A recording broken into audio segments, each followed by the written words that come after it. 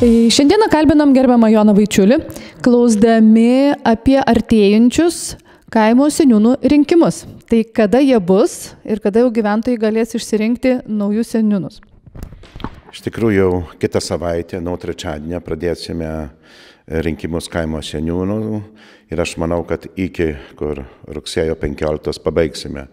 Mes apie tai pranešame informacinę biuletenę savivaldybėse, ten paduotas laikas, kur vyks susirinkimai. Pavardžių nerašom, kadangi negalima, tik parašėm, praleiskim ten Kampuočiai, numeris 2 kurią valandą. Ir programą mes pateikėm kiekvienam seniūnui, aš asmeniškai kiekvieną seniūną važiuoju, sutaru viską. Ir taip, kad reikia išrinkti kaimo seniūną ir išrinkti seniūno tarybą. Seniūno taryba nuo 3 iki 5 asmenų, čia priklausomai nuo kaimo, kaip kaimas pasakys per susirinkimą. Ir seniūnas, taip pat ir taryba seniūno bus renkami slaptu balsavimu ir teisė balsuoti tie turi asmenys, kurie turėjo teisę balsuoti per susirinkimus, kai buvo rinkimai į vietos valdžią. Dabar kaimo seniūnai bus renkami 5 metams, tai kaip ir taryba, viršaitis. Ir norėčiau pasakyti, kad kiek aš žinau, daugumoje būna, nežinau ar dabar bus ar ne, bet daugumoje būna, kad vienas kandidatas būna ir taip, kad tas kandidatas vienas turi surinkti daugiau teigiamų taip, neigu ne. Nors vieno balso turi būti taip ir tada lieka kaimo seniūnų.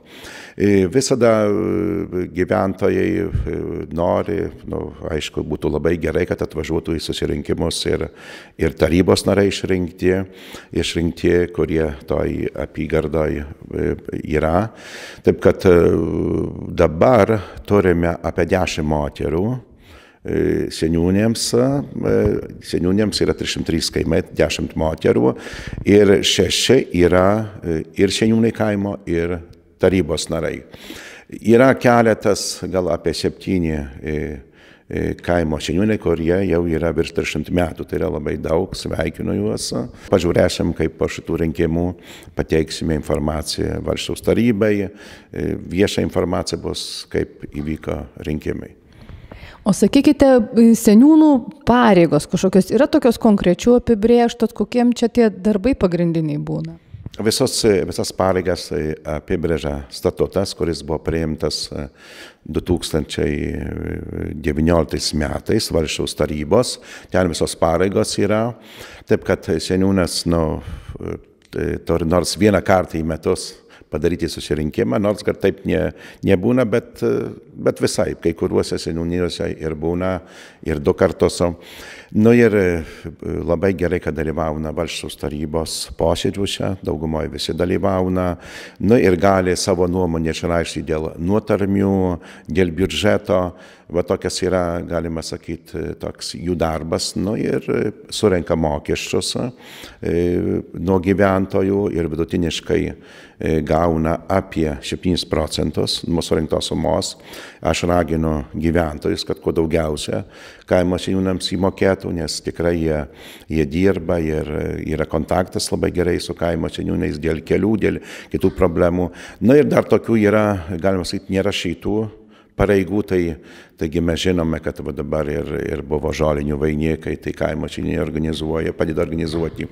Toliau įvairios talkos, gegužinės pamaldos prie kryžių, kunigo kalėdojimas, taip kad yra gana daug tokių pareigų, tokių nerašytų, galima sakyti.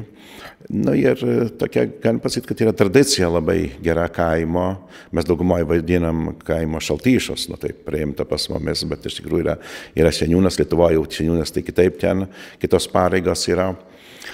Nu ir lauksime, kad kuo daugiausia ateitų į susirinkimus gyventojai. Tikrai yra dabar paskutinį kartą po pandemijos, taip sumažėjo susirinkimai ir norėtųsi, kad ateitų, pasakytų savo nuomonę, išreikštų. Nu ir lauksime. O sakykite, paminėjote tas pareigas, tai seniūnas vis tiek, be to, ką jis šiaip gyvenime veikia, turi skirti tam laiko. Ar jam tas atlygis yra kažkoks tai toks garantuotas, ar kaip čia minėjote tam tikrą procentą? Nu, ten 7% yra garantuoti ir už dalyvavimą valsčiaus tarybos posėdžiuose 350 zlotų. Nu ir taip, kad kitų, reiškia, praktiškai kitų nėra jokių lėšų, kad jiems padengti ten prileiskim ar transportą, ar telefoną.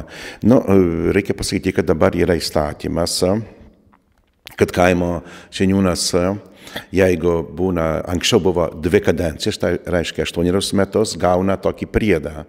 O dabar keičiasi įstatymas nuo 19 rugsėjo bus, kad kaimo seniūnas, kuris buvo mažiausiai 7 metus, anksčiau 8, dabar 7 metus, gali gauti priedą, tai yra apie 336 zlotai šiai dienai. Nu ir čia turi sulaukti pensinio amžiaus, tai reiškia moterys 60, vyrai 65 metų.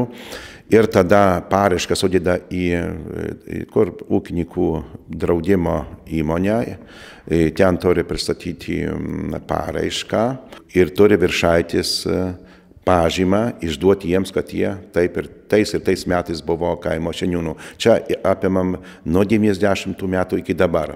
Šiuo metu turime apie virš 10 kaimo seniūnų, kurie tokį priedą gauna. Tai čia tikrai, iš tikrųjų, čia yra labai gerai. Nu, priklauso jiems, iš tikrųjų priklauso. Tai dabar iš principo mes galime gyventojams pasakyti, kad artėja čia tie rinkimai ir kad bus paskelbtas kažkur tai tų susitikimų grafikas.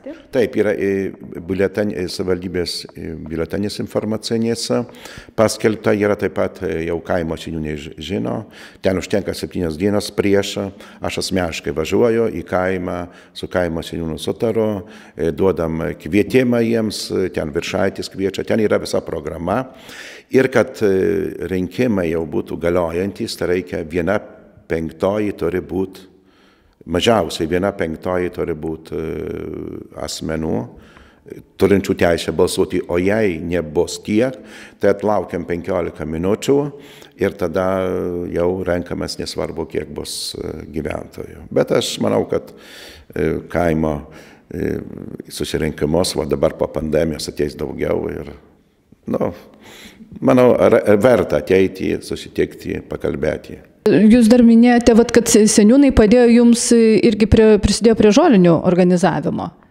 Iš tikrųjų labai daug ir aš labai esu dėkingas, kad kasmet labai daug kaimų prisideda prie žolinių. Tai čia visų pirma, tie žolinių vainikai.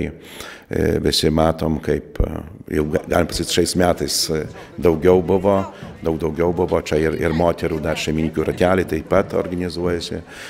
Aš tai ačiū labai ir mūsų savivaldybės gyventojams, kurie prisidėjo prie tų žolinių vainikų. Taip pat turėjome dar iš kitų savivaldybių, parapijų, turėjome Žagariai, buvo Rimkažerai, Seinai buvo Klevai, vėliau iš ten Smalėnų parapijos Žvikeliai, Suvalkai. Taip kad ačiū labai visiems, čia yra labai gražu, labai įdomu, ateina pas mumis turistai, kad iš tikrųjų niekur taip nėra, kad taip daug, taip įdomus, meniški, tokie tautiniai vainikai. Čia ta eisena, mes visada norime, kad kuo daugiausia pamatytų gyventojų, svečių. Šiais metais turėjome iš kitų savivaldybių, tarp kitko dalyvavo iškilmėse vicemeras Anykščių, taip pat su vainiku. Dar turėjome iš Dovilų vainiką, ir jo nuomonė labai gerai, jie neįsivaizdavo, kad reiškia, kad šitaip įdomu, šitaip gražiai viskas vyksta. Aš tai truputį taip stebiu visada žolinės ir viršatis, mes visada žiūrim, kad per mažai mūsų gyventojų dalyvauna žolinėse. Nors gal įsidėsiu daug renginių, yra keletas dienų, bet iš tikrųjų norėtųsi, kad kuo daugiausia dalyvautų, čia yra mūsų šventė. Pasakysiu dar vieną dalyką, labai geras atsiliepimas.